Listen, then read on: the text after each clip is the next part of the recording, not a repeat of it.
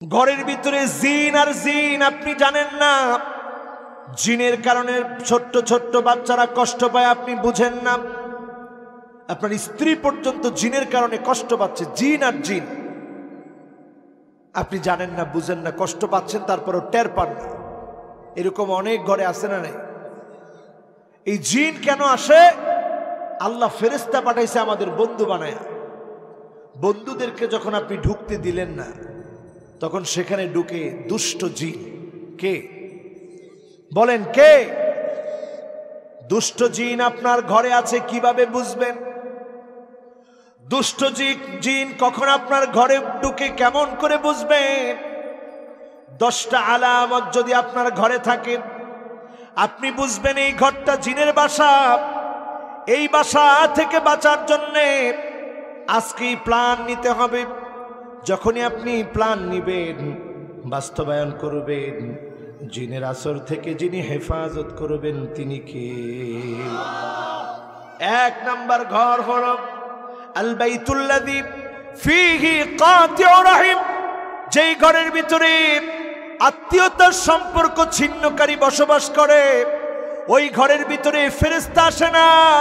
ফেরেশতা যখনই প্রবেশ না করে, ওই ঘরের ভিতরে জিনেরা প্রবেশ করে। এখন বলেন, ফুফুকে আপনি খবর নেন না, ফুফুকে আপনি দাওয়াত দেন না, খালার খবর নেন না, খালাকে দাওয়াত দেন না, চাচার খবর নেন না, চাচাকে দাওয়াত দেন না, এমনকি মা বাবার খবর নেন না। আপনার ঘরে ফেরেশতা না জিনগুলা বসবাস করতেছে? কোনটা বলেন, কোনটা? জিন আপনার ঘরের ভিতরে বসবাস করে। দুষ্ট জিন, চক্রান্তকারী জিন, যে জিন আপনার ক্ষতি করার চেষ্টা করে, মনের ভিতরে ভয় তৈরি করে, স্ত্রীর কাছে আপনার সম্মান নষ্ট করে। এজন্য প্রথম 1 নাম্বারের পরে 2 নাম্বারে চলে আসেন আল বাইতুল্লাযী ফীহি কালব। যেই ঘরে কুকুর আছে, ওই ঘরে ফেরেশতা প্রবেশ করে না। স্পষ্ট হাদিসের মধ্যে এসেছে, নবীজি বলছেন লা তাদখুলুল মালাইকাতু বাইতান ফীহি কালব। যেই ঘরে কুকুর থাকে সেখানে রহমতের ফেরেশতা প্রবেশ করে। এখন প্রশ্ন হলো, কেন হুজুর? কুকুর থাকলে রহমতের ফেরেশতা কেন আসবে না? বিড়াল থাকলে আসে, কুকুর থাকলে কেন আসে না? বর্তমান বিজ্ঞান এটা নিয়ে গবেষণা করে দেখেছে, কুকুরের শরীরে এত পরিমাণ ব্যাকটেরিয়া আছে যেটা খুব দ্রুত মানুষের শরীরে গ্রো করতে পারে, আপনাকে ক্ষতির ভিতরে ফেলে দিতে পারে। আপনি ক্ষতির ভিতরে পড়ে যেতে পারেন তার ব্যাকটেরিয়ার কারণে। আর বিড়াল হচ্ছে এমন, তার শরীরের ভিতরে এমন এমন ক্ষুদ্র ক্ষুদ্র আল্লাহ রাব্বুল আলামিন শ্বাস রেখে দিয়েছেন, যে ক্ষুদ্র ক্ষুদ্র শ্বাসগুলোর কারণে আল্লাহ রাব্বুল আলামিন এমন কিছু উপশম দিয়ে রেখেছেন, উপসর্গ দিয়ে রেখেছেন, জিন দেখলে ভয় পেয়ে যায়। দুষ্ট জিনেরা সামনে আসতে সাহস পায় না। এজন্য বিড়াল যদি আপনি পোষেন, এটা লাভের কারণ হবে। কুকুর যদি আপনি লালন পালন করেন, আপনার শরীরটা রোগাগ্রস্ত হওয়ার সম্ভাবনা আছে, নানা ক্যান্সার ছড়িয়ে যাওয়ার সম্ভাবনা আছে। ইসলাম কখনো আপনাকে ক্ষতির দিকে ঠেলে দিতে পারে। এরপরে 3 নাম্বার, ওই ঘরের ভিতরে দুষ্ট জিনেরা থাকে, ফেরেশতা প্রবেশ করে না। আল্লাহ নবী বলেছেন আল বাইতুল্লাযী ফীহি বাউলুন মুনতাকি, আল বাইতুল্লাযী ফীহি বাউলুন মুনতাকি। যেই ঘরের ভিতরে ছোট্ট কোনো বাচ্চার পেশাব আটকে রাখা হয়েছে, বাউলুন মুনতাকি। বাউলুন মুনতাকা বলা হয় কোন পেশাব? ছোট্ট বাচ্চাদের পেশাব। বাউলুন মুনতাকা, ছোট্ট বাচ্চাদের পেশাব। দুর্গন্ধ জাতীয় কোনো জিনিস ঘরের ভিতরে আপনি আটকে রাখলেন, এই আটকে রেখে আপনি পেশাবটা পরিষ্কার করলেন না। ঘরে ঘরে এখন টয়লেট আছে, অ্যাটাচ বাথ আছে, সেখানে আপনি পেশাব করলেন, পরিষ্কার করলেন না, নোংরা করে রাখলেন। এই যে বাউলুন মুনতাকা, এই পেশাব দুর্গন্ধ যখন সৃষ্টি করে, ওইখানের জিনেরা যায়। এজন্য যখন আমরা বাথরুমে ঢুকে একটা দোয়া পড়ে ঢুকি, দোয়াটা কি? আল্লাহুম্মা ইন্নী আউযু বিকা মিনাল খুবসি ওয়াল খাবায়েস। এই দোয়াটা পড়ে আমরা ঢুকি, তার মানে এত খাবায়েস, এত খাবায়েস এর ভিতরে থাকে, বাথরুমে থাকে, ভয়ঙ্কর খাবায়েস, ভয়ঙ্কর জিনেরা থাকে। যখন বাউলুন মুনতাকা, সারা ঘরের ভিতরে যখন পেশাব ছড়িয়ে যায়, দুর্গন্ধ ছড়ায় যায়, আপনার সন্তানের পেশাব করা খেতা অনেকক্ষণ রেখে দিলে ওই খাতার দুর্গন্ধ ছড়ায় গেল, জিনেরা আপনার সন্তানকে অ্যাটাক করবে, ছোট্ট বাচ্চা ঘুমের ভিতরে লাফ মেরে উঠবে। আজকে থেকে সতর্ক হবেন, আটকে রাখবেন ঢাকনা দিয়ে। একটা বালতি ব্যবহার করলেন, খাতাগুলো যেটার মধ্যে রেখেছেন, টয়লা রেখেছেন, আটকে রাখেন যাতে করে দুর্গন্ধ না ছড়ায়। আপনার টয়লেটের দরজাটা টেনে রাখেন, সুন্দর করে পানি ব্যবহার করেন, এতে করে ফেরেশতারা প্রবেশ করবে, দুষ্ট জিনেরা প্রবেশ করতে পারবে। আপনাদের বুঝে আসতেছে তো? কয় নাম্বার? 3 নাম্বার শেষ, এবার 4 নাম্বারে আসেন। 4 নাম্বার হলো লা তাদখুলুল মালাইকা বাইতান ফীহি সূরা। যেই ঘরটার মধ্যে ছবি আছে ওই ঘরে ফেরেশতা প্রবেশ করে না। এখন আমাদের ঘরে ঘরে নেতার ছবি আছে না নাই? আছে। কি রে, ফিরের ছবিও রাখে কেন? এটা ফিরনি, এটা কি? এটা জির। জির জির চিনেন না নি? জিরে কি করে? কি করে? আরে জির জির জির কলা গাছ খায় কি দেখছেন নি? হিগারে কয় জির জির নাকি? তো এটা ফির না, যে ফির তার ছবি লটকায় রাখতে কয় ওটা হচ্ছে জির। ওটা কি? কারো পিকচার আপনি রাখতে পারবেন না, লটকায় রাখার কোনো অধিকার নেই। আল্লাহর নবী, বিশ্ব নবীকে একদিন আলী রাদিয়াল্লাহু তাআলা আনহু দাওয়াত দিলেন। নবীজিকে বললেন, সানাতু লাকা তাআমান, ওগো নবীজি আপনার জন্য খানা পাকিয়েছি। একদিকে শ্বশুর, আরেকদিকে কথা কয় না, আরেকদিকে চাচাতো ভাই। একজন জানে আর একজনেরও খবর নাই। একদিকে শ্বশুর আর আরেকদিকে। নবীজি সাল্লাল্লাহু আলাইহি সাল্লামকে দাওয়াত দিলেন।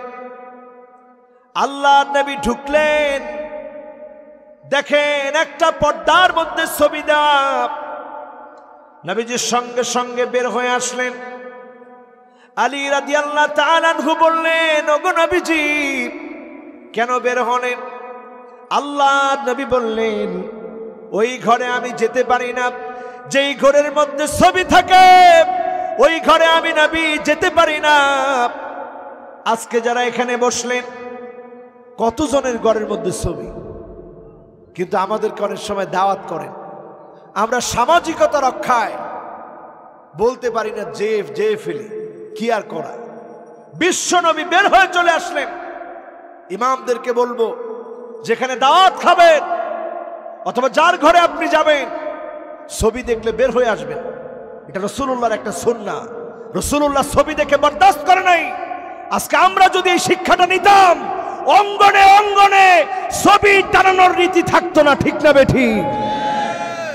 আপনি মনে করছেন নেতারে খুব ভালোবাসেন, নেতারে ভালোবাসেন না। আপনি নেতার জন্য ক্ষতির কারণ আপনি হচ্ছেন।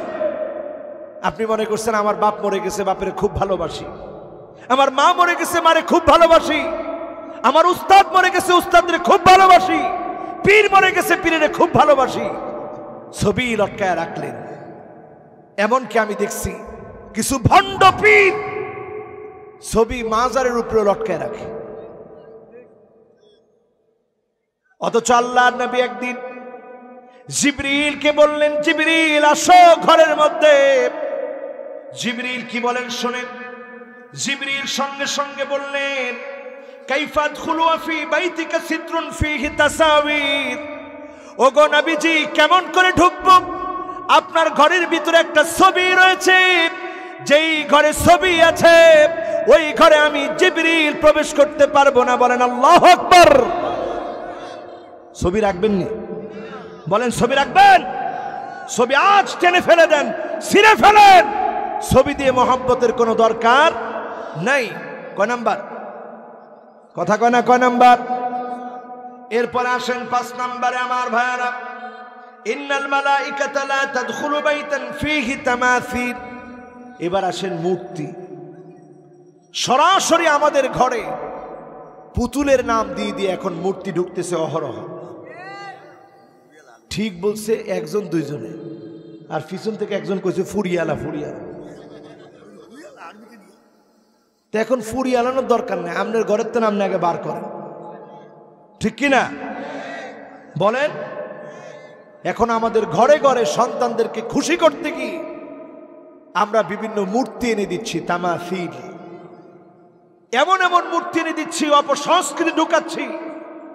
এই মূর্তিগুলোর ভিতরে জিন বসবাস করে, অবস্থান করে, আপনারা টের পান না। ইউটিউবে আজকে সার্চ দিয়ে দেখবেন যে কত কত বাচ্চা শুধুমাত্র পুতুল খেলতে গিয়ে ভয় পেয়ে গেছে। কারণ পুতুলের মাথা সোজা থাকার কথা, হঠাৎ করে দেখে মাথা ডান দিকে ঘুরে গেছে, হঠাৎ করে দেখে বাঁ দিকে ঘুরে গেছে।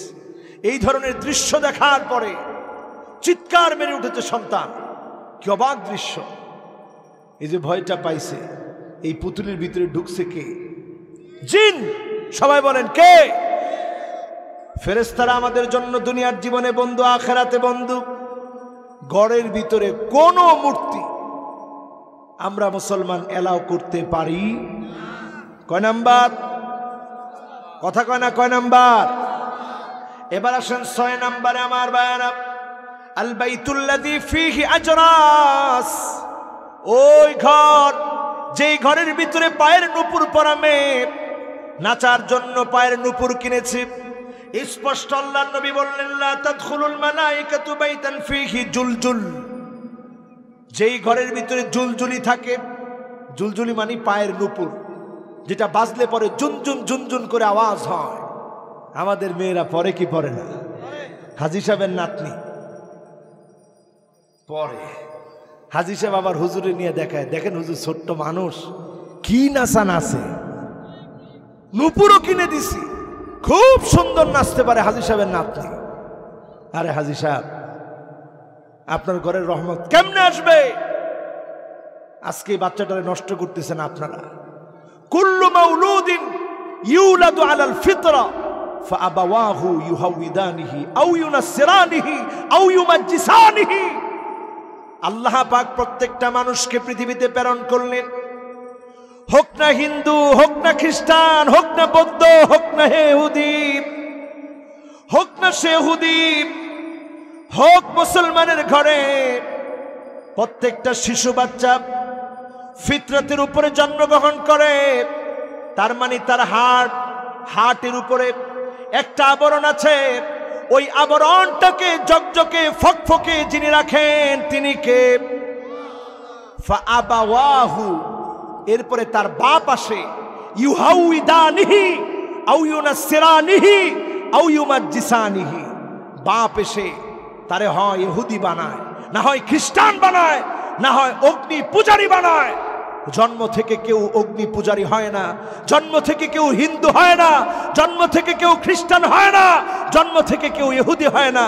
জন্ম থেকে আপনি মুসলমান, জন্মসূত্রে মুসলমান হলেই মুসলমান হওয়া যায় না, কাজে কাজে মুসলমান হতে হবে, ঠিক না বেঠি?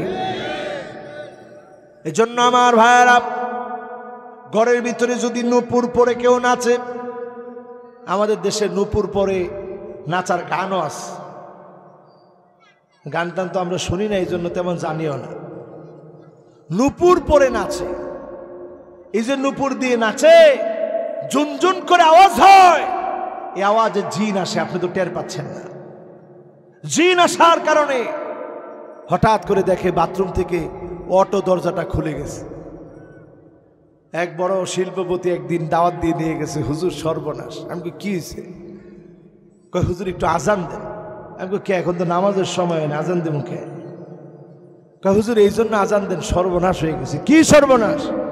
কয় হুজুর এত কোটি কোটি টাকা খরচ করে বাসা করলাম, মেয়ে আর মেয়ের মা গেছে গোসল করতে সুইমিং পুলে নিচে, বাসা উপরে একরকম নিচে আরেক রকম। সুইমিং পুল দিয়ে গোসল করবে, সুইমিং পুলে নেমে গিয়ে দেখে কি জানি একটা সাদা কাপড় পরে দৌড় দিস। হুজুর বিরাট ভয় ঢুকে গেছে। আমি কইলাম ঠিক আছে, আপনার বাড়িটা আগে একটু চক্কর দিয়ে দেখি। সব দিকে গিয়ে দেখি মূর্তি আর মূর্তি। আমি কি যাক, আল্লাহ বাঁচাইছে, গারগুলা ভাঙা ফালানোর কথা ছিল কিন্তু ফালায় নাই, এর যে কোর্স করে নাই, এটি অনেক শুকরিয়া। আপনার গড়বর্তী মূর্তি আপনি মুসলমান, সব ফেলে দেন, এটা মুসলমানের সংস্কৃতি না। কই হুজুর অনেক দাম দিয়ে কিনছি, ডাইকা রাখলে হবে না? আমি কই ডাইকা রাখবেন, পরে তো আবার আসবে, এই জন্য এখন থেকেই সব বাদ দিয়ে দেন। আমরা মুসলমান, মূর্তির সঙ্গে আমাদের কোনো সম্পর্ক, আবার কারো মূর্তি আমরা কোনোভাবে ভাঙতেও যাব, কারো মূর্তির গায়ে আমরা কোনো আঘাত করব না। কয় নাম্বার? কথা কয় না, কয় নাম্বার?